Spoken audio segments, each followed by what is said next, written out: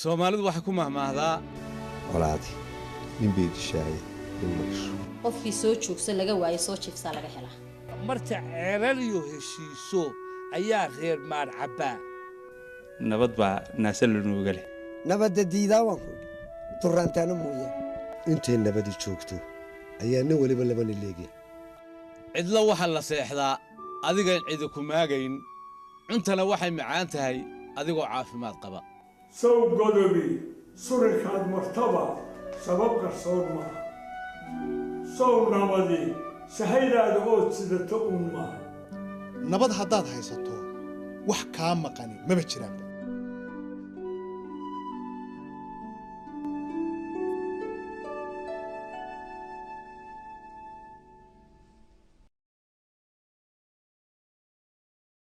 Hargeisa, 1991. This is what's left after a decade-long civil war between the Somali National Movement and the Somali government forces. Hargeisa, 2007. A rapidly growing capital city of close to 500,000 people. The symbol of restored relations between communities affected by war.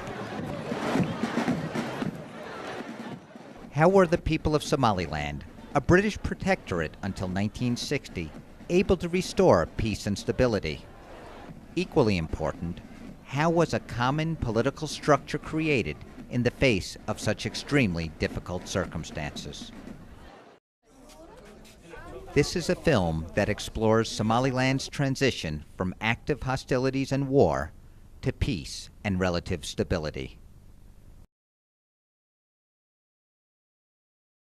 The SNM was formed in London in April 1981 by a group of ISAC intellectuals, professionals, and members of the country's armed forces.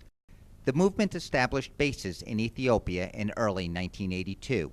However, it received very little other support from the Ethiopians, who were already backing another major Somali rebel group, the Somali Salvation Democratic Front. As a result, the SNM turned to clan elders and other traditional mechanisms for support. The elders came into this scene as a council the SNM founded. Initially, this wasn't a council for peacemaking. But the SNM rather founded this council as part and parcel of the movement, with the key role of mobilizing fighters, resources, and livestock. It was a council that was directly involved in the struggle.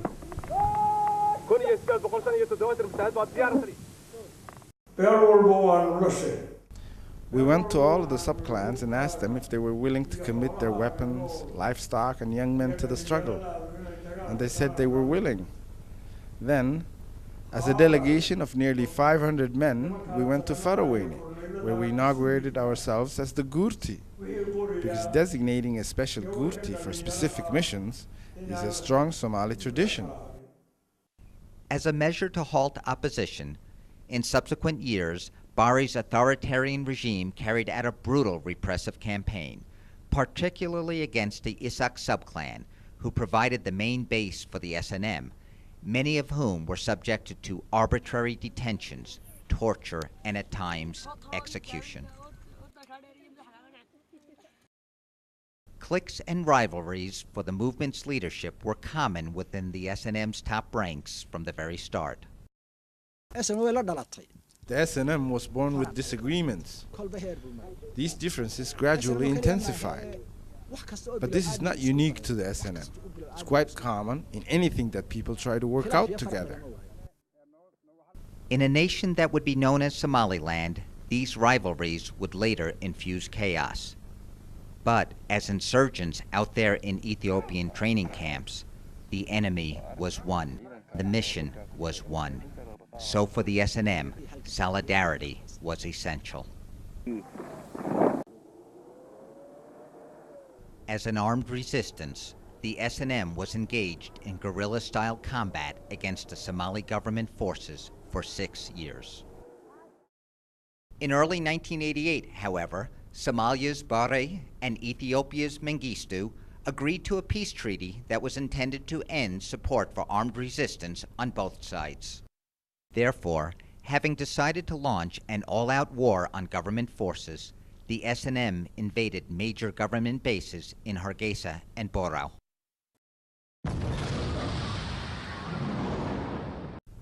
In retaliation, the government combined the use of heavy artillery and bomber planes to flatten most of Hargeisa and Borao. In many ways, this war wasn't a traditional Somali conflict. There are two key differences. The first one, of course, being the fact that the conflict was over a state and the power that comes with it, which were both considered as resources by the opposing sides. Whereas traditionally, natural resources like water and grazing land were mostly the causes of conflict.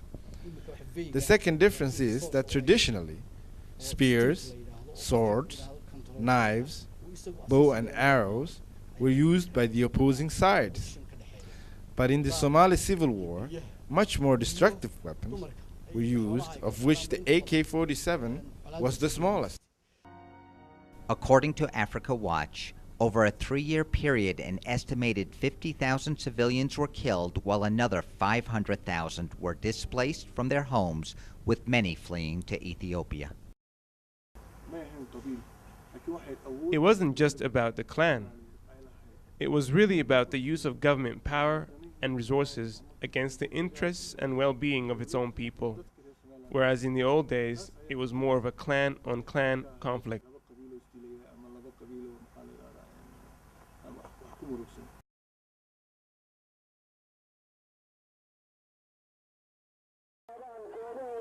It's 1991. The SNM was able to end the military regime of Siad Barre in the northern regions. The future looked uncertain. Non-Isak subclans were anxious to see what the triumphant and stronger SNM would now do. Some feared reprisals for supporting the defeated government. It was a terribly worrying and emotionally intense period. All of the clans were in fear of each other. Naturally, everyone's biggest concern was revenge, and that was very intense. The history of the Somali people is full of violent conflict and fierce confrontation. But whatever the source of the conflict or magnitude, it was always here, under the tranquility of a well-shaded tree, that elders patched up their differences, negotiated treaties, and cultivated peace. Fortunately, the clans that were back in the SNM had already addressed this issue during their meetings prior to entering the country. They asked themselves what they would do if they ended up taking control of the country. They agreed that making peace with the other clans was the best thing for everybody. And so, they came into the country with that formula. This was a prolonged war that had been going on for a while. All along during the conflict, structures and a kind of social order were taking form. These structures defined the roles of the different members of respective communities. It was this extensive conflict that had allowed the communities to mature and organize themselves when it came to making peace. As it turned out, the SNM's long tradition of self-help and reliance on traditional mechanisms helped the movement to become accountable to a public. The SNM took power as a relatively mature movement. And I think that understanding of political dynamics of the public, that interaction with other clans meant that the SNM was well aware that it could not govern, it couldn't lead, unless it was going to seek at least negotiate peace with the other clans in the territory. Starting in Og and culminating in a decisive meeting in Berbera, the SNM took the first steps to end hostilities in the north through a series of local meetings and conferences between elders from all of the major Isak and non-Isak subclans. Remarkably, days before the collapse of Bari, northern clans were already engaged in dialogue. Formerly known as the Brotherhood Meeting of Northern Clans, the Berbera Conference was S&M sponsored. For the first time, delegations from all the clans of the then northern regions came together to collectively agree on an absolute ceasefire across the northern regions. Following this, starting in April 1991, all of the northern clans gathered in Borao with the intention of consolidating peace as well as discussing the political destiny of the northern regions with stronger emphasis on the representation and participation of all groups. This is where, after the clan-based meetings concluded, the first National Assembly was held. Politicians, titled elders, and intellectuals from all of the clans from the north gathered here. This is where the resolutions and the declarations from the clans were transferred over to the S&M and its executive body for further discussions and approval. The Burao meeting location was important because Burao was probably the best, most central place in a way, apart from the fact that Hargeisa was completely destroyed and full of mines. Burao was a place that also allowed the eastern clans to participate. This was of particular concern because the defeat of the Somali army in the northern regions did not end hostilities in Sanag. Due to the diversity of its population, the conflict in the area was relatively more complicated than elsewhere in the northern regions. In fact, as members from the Harti subclans participated in the Boro Conference, some villages out east were under attack. Sanag region is first of all a front line inside Somaliland. At the same time, you have a diverse mixture of Isaac and Darod subclans and sub-lineages living inside the region. For centuries, these subclans and sub-lineages have lived there together. But it was the civil war and its conflict dynamics that divided these communities, where one clan group supported the government while the other backed the S&M. Sanag region has unique characteristics that put its communities at a high risk of conflict. Because of their very close ties and the huge legacy of disputes there, their clashes can be the ugliest of clashes. But it is these same characteristics that make it possible for Sanag communities to resolve their problems in the best of ways. As a result, a swift transition from war and hostility to peace wasn't immediately possible here. And for some time, this threatened to undermine Somaliland's peace processes. This then prompted both the elders and the S&M leaders to address Sanag as a priority area in the Boro Conference. In Burao, we all agreed to live peacefully among each other. We also agreed to reclaim Somaliland's sovereignty. As such, we agreed that all parties be given the opportunity to take part in the new government's different institutions. But at the time, the only organization that existed was the S&M.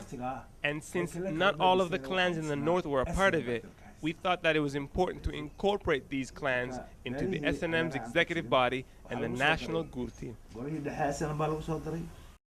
On May 18, 1991, the S&M Central Committee, supported by the elders representing all the major clans in the northern regions, declared the restoration of the Republic of Somaliland. The issue of independence was contentious, even within the S&M. There were members of the movement that did have such feelings. But it was never our policy, and it certainly wasn't discussed out in the open. It was something that emerged after liberation.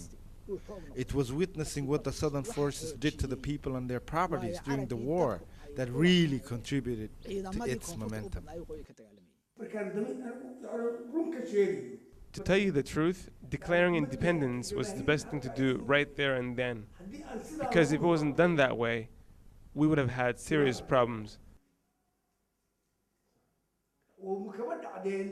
And not between the Isaac and the others, but within the S&M itself. I think history should be told honestly. There was some pressure on the participants. Some militia groups came to the venue from Berbera with a huge local following. demanding that independence be declared. On the other hand, although I can't say for sure what their private feelings were, I didn't see anyone who was principally against the idea.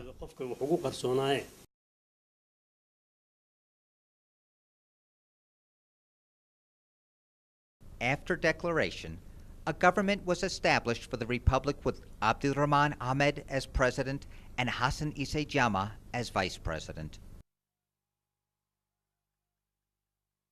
With independence declared, everything looked up. The resumption of livestock exports meant relative economic growth. Restored sovereignty and a marked contrast to what was happening in the South led to a degree of stability. However, this would not last long.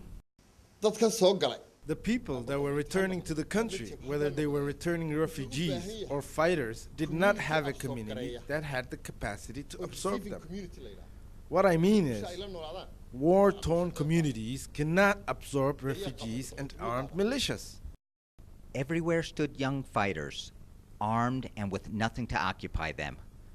The euphoria of the liberation slowly waned. In its place, the challenges of post-war reality began to take their toll on the goodwill of all. Most liberation movements take much longer than we did to achieve their mission. Take, for example, Eritrea's liberation movement. Although we did share similarities, I can say that we were different in many ways. Nevertheless, we came into the country with a lot of loose ends and matters that should have been resolved while we were outside the country. The long brewing rivalry over power between respective S&M factions suddenly found itself with full scope to boil over.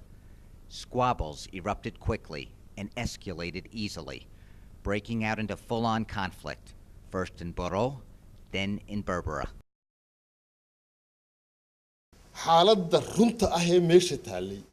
don't even think that the most resourceful government could have coped with such a reality on the ground, much less the first S&M government.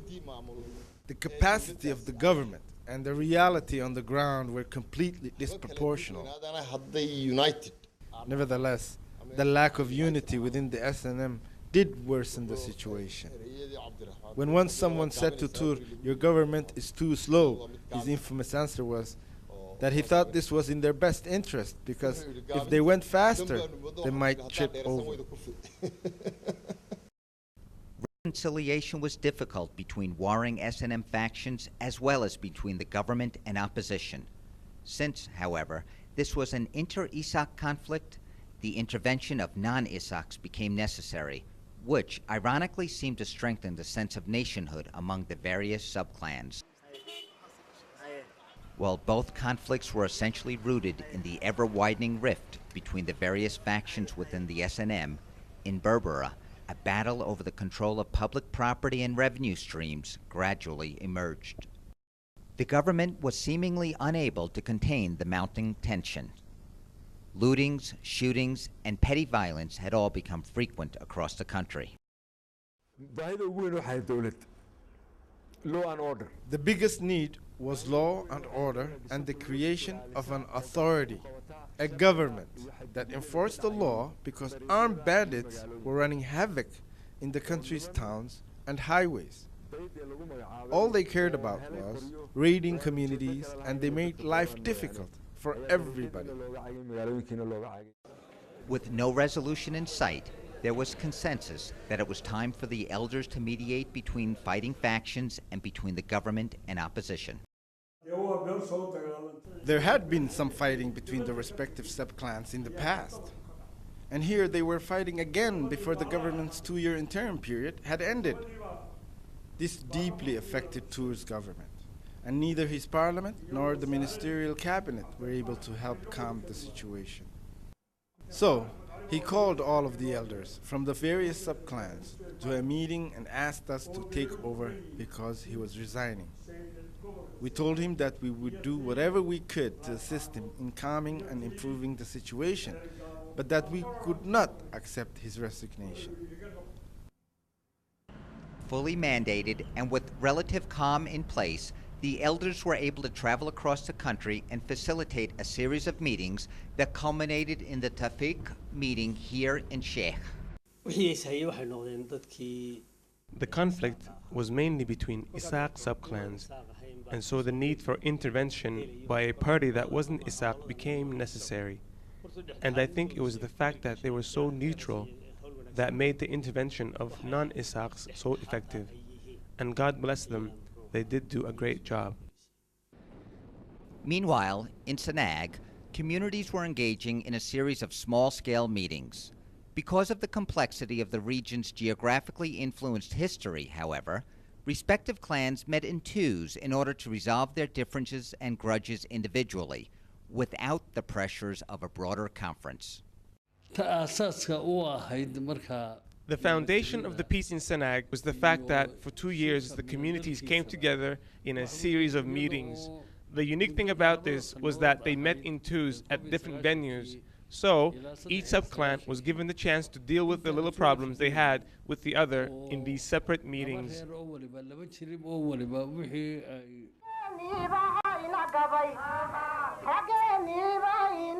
Women have made significant contributions to Somaliland's peace and nation-building processes. At the height of the conflict in Sanag, one of the most important responsibilities taken up by the women of this region was bringing messages of peace from one side of the conflict to the other. This was especially helpful in getting the pastoralists to peacefully share resources like grazing and water. Women who were married into a clan different from their own were particularly effective in carrying messages of peace from their in-laws to their own clan, and also from their own clan to their in-laws. At that time, there were no telephones or radios, so women's role as peace messengers was very helpful in addition to their traditional responsibilities in peace-building efforts.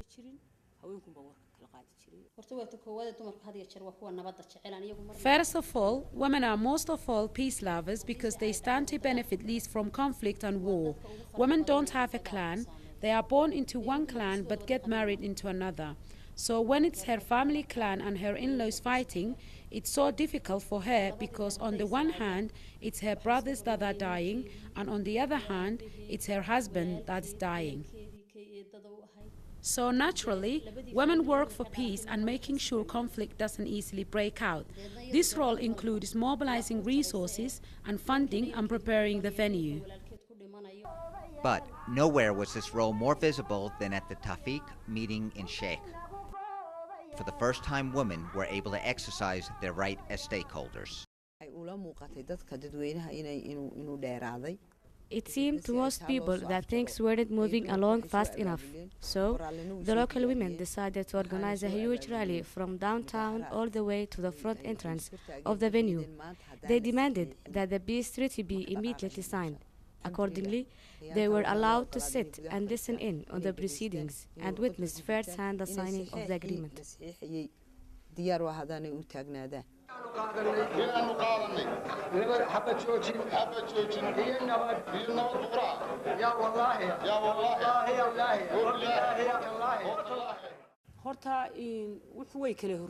Timing was a crucial factor in the country's peace-building efforts.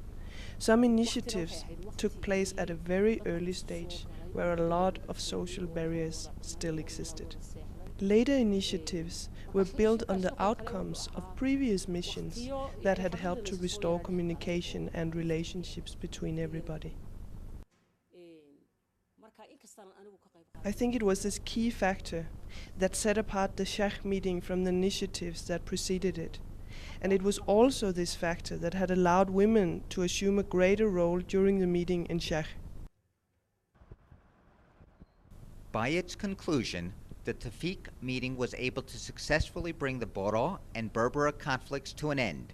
Nationwide stability, however, remained largely fragile.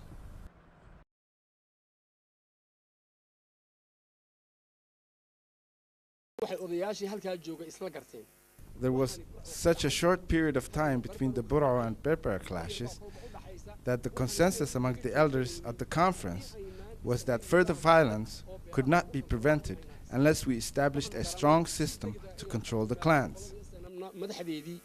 To undertake this, around 500 delegates from across the country gathered in and were hosted by the community of Barama. The elders thought Boroma would be the best venue for the conference as they were the most organized clan. We welcomed that idea, believing that it was our honor to host the people of Somaliland as they came together and discussed their future.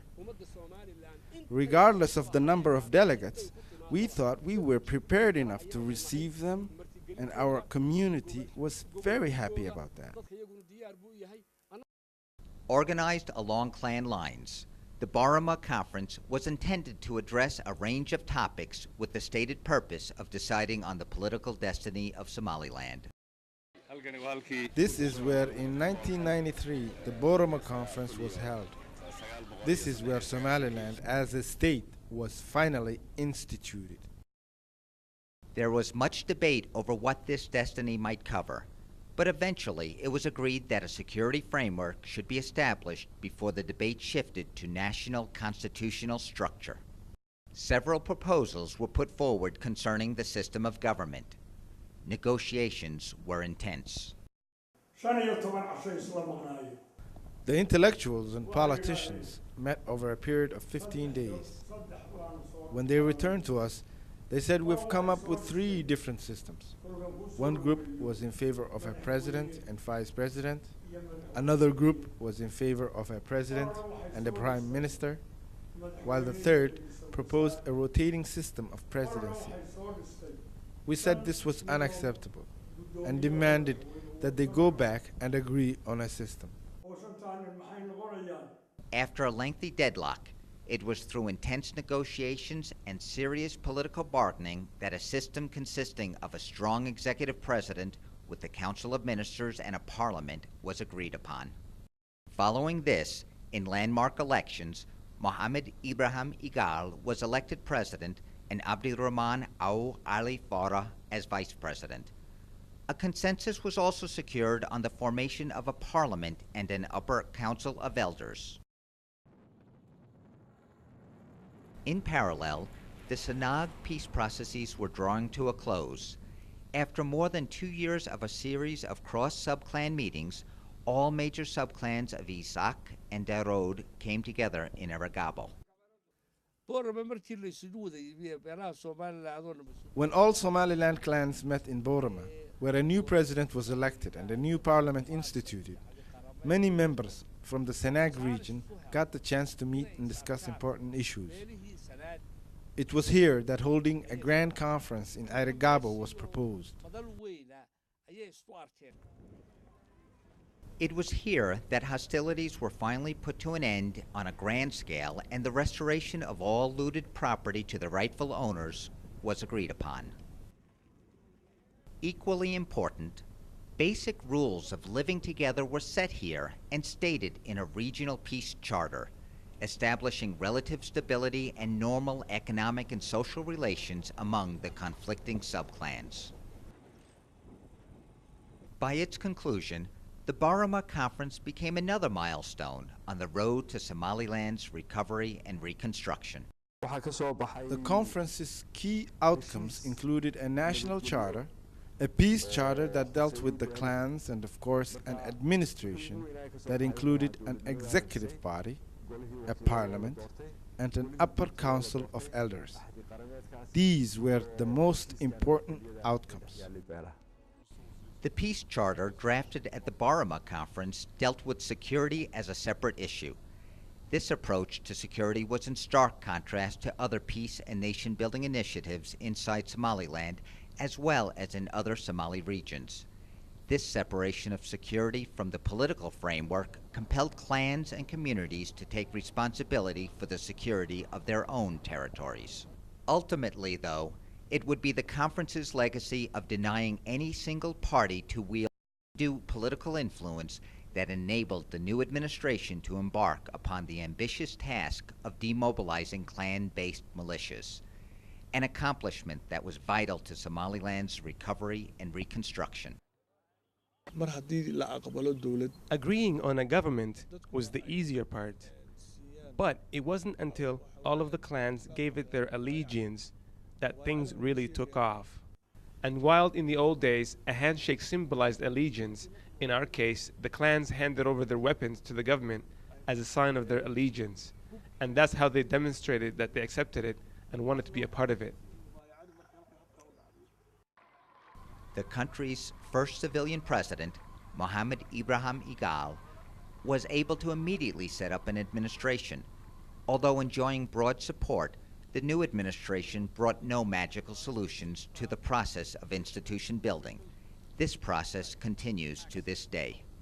Although it would take another 9 years for formal elections to take place, most people look back on the 3 peace and nation-building processes, Boro, Sanag, and Boroma, as fundamentally important periods in the history of this country. The Bur'o conference ended in style. It was 100% success because its core objectives were thoroughly reached. I mean, it was mainly about forgiveness between the clans that had supported the government and those that had supported the SNM, and living and letting live. And I don't think we've had any problems to that regard since. Sanag is where so many clan borders meet, where so many different communities with different clan roots converge. So it became quite apparent to everyone that if things could be resolved there, then it can be done anywhere. And this is why making sure there was no more violence in Sanag was given such a priority.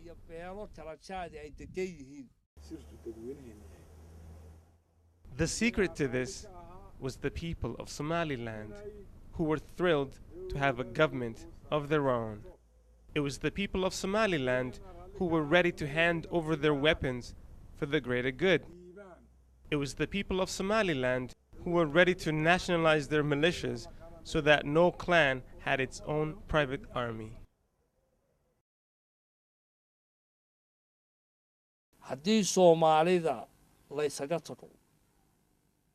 If Somalis are left alone, they will resolve their differences. If Somalis are able to avoid the interference of others, they will solve their problems. And we have seen this. Somaliland is a good example. Representation is important. And so the delegates that participate in peace processes must be people that truly represent the communities. People who they believe and have confidence in.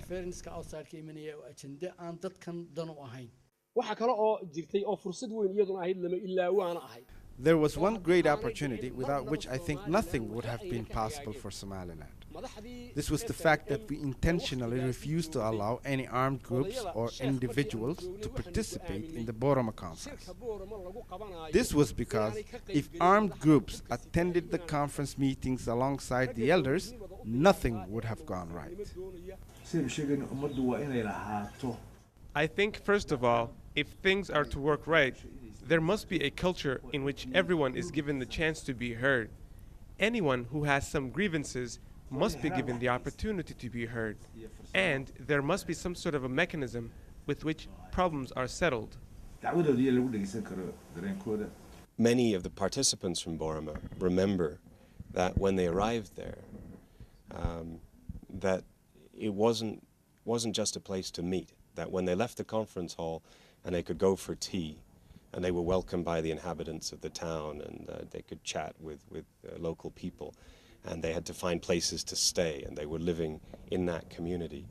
That as well helped to heal some of the tensions of the civil war that had existed between the Gadabursi and the Isak. There was a real sense of peace being made through the interaction between the communities. We say peace is like a small child. Small children are first born as infants, completely dependent on their mothers. The mother cares around the infant for a while. Then as it grows, the baby learns to crawl and starts to move about. Then the baby learns to stand up on its own 2 feet. So, we say that peace is like a small child that goes through all of those stages. And we think that the peace we have today has stood up on its own 2 feet.